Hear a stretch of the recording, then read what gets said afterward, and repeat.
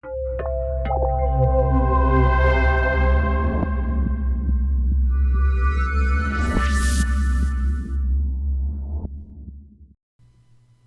for watching. Go ahead and click the subscribe button and the bell icon so you get notified of each new video as it comes out. Hey everybody, I'm JJ Johnson. You're watching Reality Survival. And sorry about the goats. Today I was just going to talk to you guys about CB radios. And I recently got a CB radio from President Electronics. It's the President McKinley radio. Well, I shouldn't say recently. I guess it was actually been probably 6 months or maybe even 8 months. I don't know. I've had it for quite a while, and got it all hooked up in the truck, and have used it and done some testing on it and all that kind of stuff. And so I'll show you that here in a little bit. This video is really not necessarily a review on the radio itself. It's more just to talk to you guys about the usefulness of CB radios from a prepping perspective. The popularity of CB radios declined quite a lot, after I'd say probably, the early 90s, something like that. It started to go down. Back in the 70s and 80s, it was pretty popular. They used them a lot. Truckers and businesses and all different kinds of things. A lot of people used them, and people had them in their trucks and stuff, and so it's not as popular anymore, but still quite a few people use them.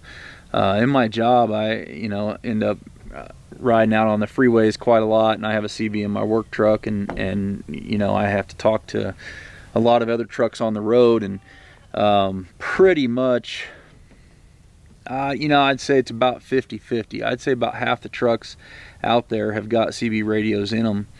And so, for that reason, they're a great tool for kind of keeping situational awareness on what's going on around you, as well as,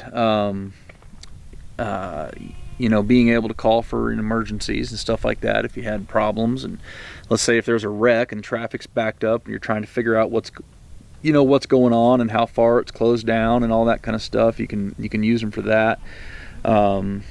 So they're pretty useful for just everyday kind of stuff.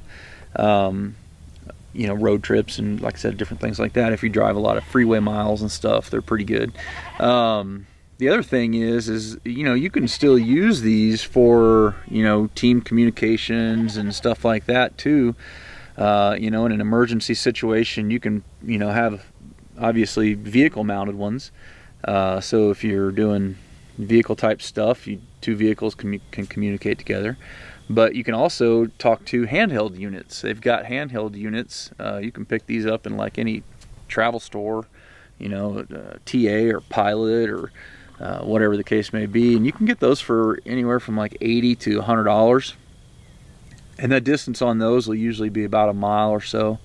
The distance on a vehicle mounted unit, I've got 2 5-foot fire sticks, and I can get communications usually out 5 to 7 miles, something like that. So I can talk quite a ways, to folks. And let's see, another benefit to CBs is they're not terribly expensive. Like the unit here, the President McKinley that I'll show you here in a second is only I think it's $179 on Amazon. I'll put a link to that down in the description below. Let's see, I think that's primarily the main thing. I mean, they're not secure. That's the downside to it. They're CB radios, and really no radios are secure. The install can be kind of a hassle depending on your vehicle, where you're mounting it, how you're routing the wires, where you got to pull power from, all those kinds of things. That can be a little bit of a hassle.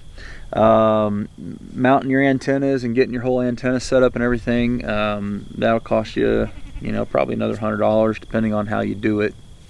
It could definitely be less, but I did a dual setup, so that's probably about what I got into it. You also, for a regular CB, you also need to have a standing wave ratio, or a SWR meter, that you can hook in line to see what your ratios are. And luckily with the President McKinley, you don't need that, and I'll show you that here in just a second.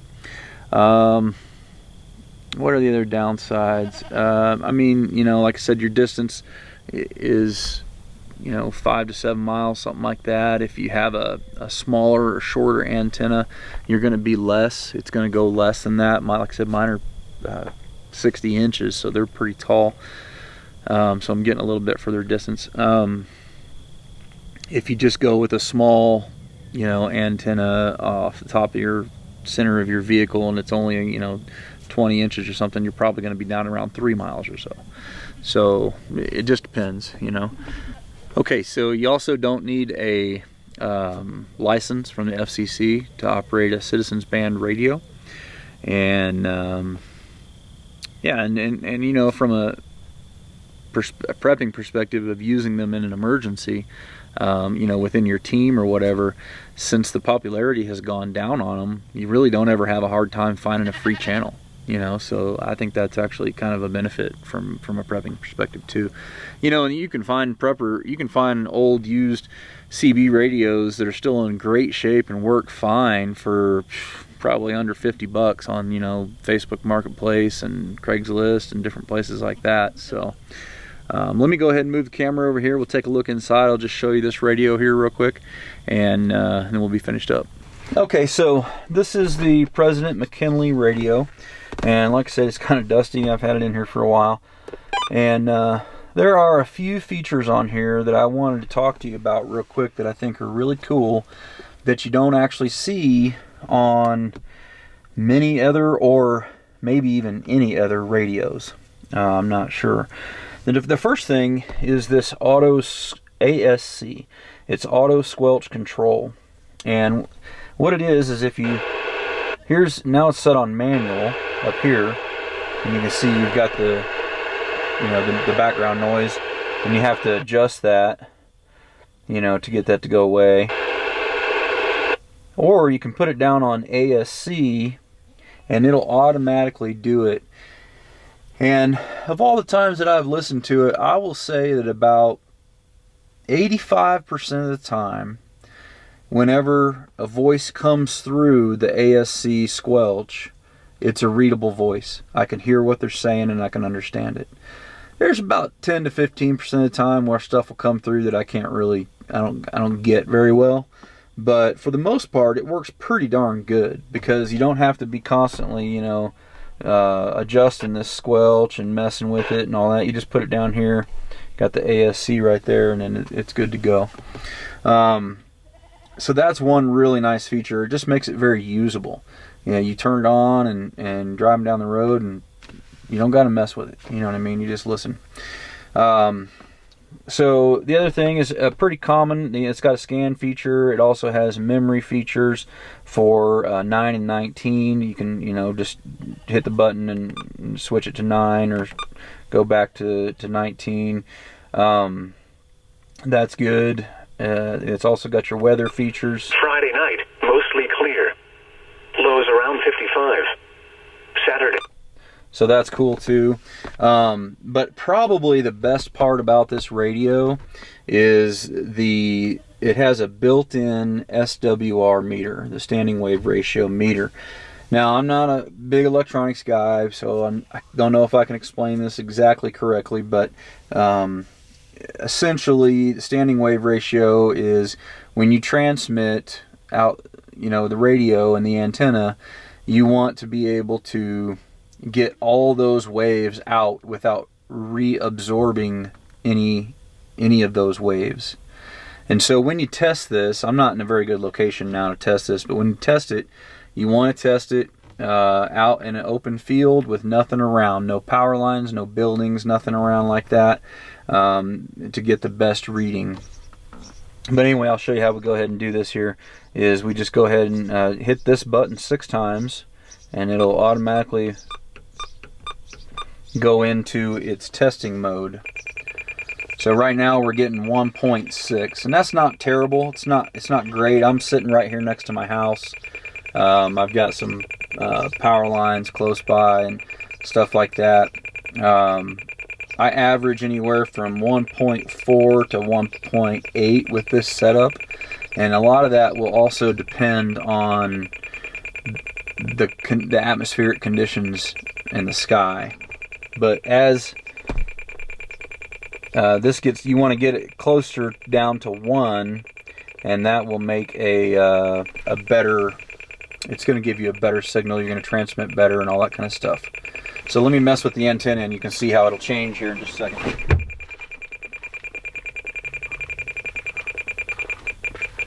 Alright, so see how it got worse? It's way bad. And it's just because I'm messing with the antenna here. And as it gets closer to 1, it speeds up and gets up to it'll get to a full tone. But I'll go ahead and turn that off. So I think that's a cool feature, because that way you don't have to have a meter. You don't have to put the meter, in line and check it and all that kind of stuff. It just does it for you. So that's pretty cool. Like I said, I'm really not going to do a whole thing on just reviewing the radio specifically, because honestly there's so many features in this radio that I'd literally be here an hour. I mean, there's a ton of features in there for $179. You really get a lot of stuff. Let me show you my antenna setup real quick. I just went with a dual setup. Hang on here. And I'll show you a couple things that I had to do on mine. So I just got 2 Fire Stick antennas, and I just mounted them to my headache rack here, but because of the bed lining and all that kind of stuff, I ended up having to run a ground wire up on each side. So I did that on both sides. The Fire Stick is a pretty cool, hang on just a second, let me see if I can get this off here.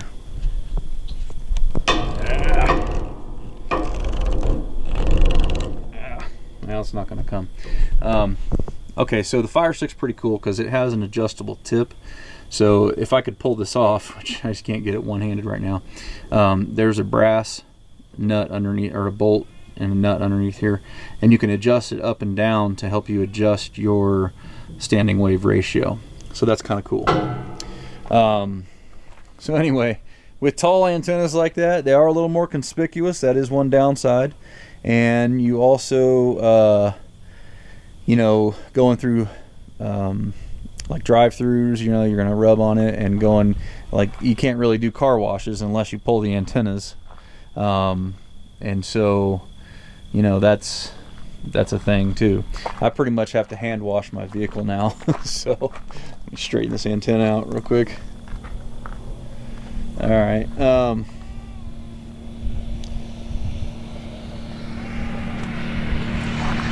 So that is pretty much all I've got to say on that. Oh, let me get my stuff adjusted here. Sorry, I'm just walking around with the camera in my hand. Yeah, you kind of end up, having to hand wash your vehicles and stuff, unless you're going to pop it off. If you got a magnetic mount, you can just pop it off pretty easy, and that's one solution. But anyhow, I don't really know much else. You guys can check these out. I'll put a link in the description below where you can check them out on Amazon. You can also go over to the President website and check them out. They also sell 10 meter ham radios as well, 10 meter band radios, and a whole selection of antennas and all that kind of stuff. So pretty good stuff over there. And they're a company that I think has been more popular in Europe over the last decade or so, and they've kind of come to the United States market, and man, I gotta say, they got pretty good radios, and they can be tuned and all that kind of stuff too. You can take them, you know, to a radio shop and have them tuned and everything, and or there's some YouTube videos on how to do it too. But yeah, they're pretty good radios. So, and I think in general, a CB radio is a good radio to have. Thing I didn't mention earlier is from a gathering intelligence perspective, a lot of people have old CB radios and stuff. And also, I also failed to mention that it also has upper and lower sideband. And so on the sideband channels, you know, you can, on a good day with the right atmospherics, you can get a couple 100 miles out of them. You know, so that's kind of cool too. But a lot of old guys, a lot of folks that have been around a while have CBs, and when you're trying to gather intel and find out what's going on in a regional situation or whatever the case may be, you'll probably hear some traffic on CBs. So I think they're good to have in your comm plan for, you know, for prepping. I think that there's, like, for me, I don't use these as my primary, but they are in that PACE plan, you know what I mean? So anyway, guys, as always, I definitely appreciate it when you click the thumbs up button, when you share it with your friends on Facebook and Twitter. And don't forget to live the 6 P's. Proper prior preparation prevents poor performance. Stay safe, guys.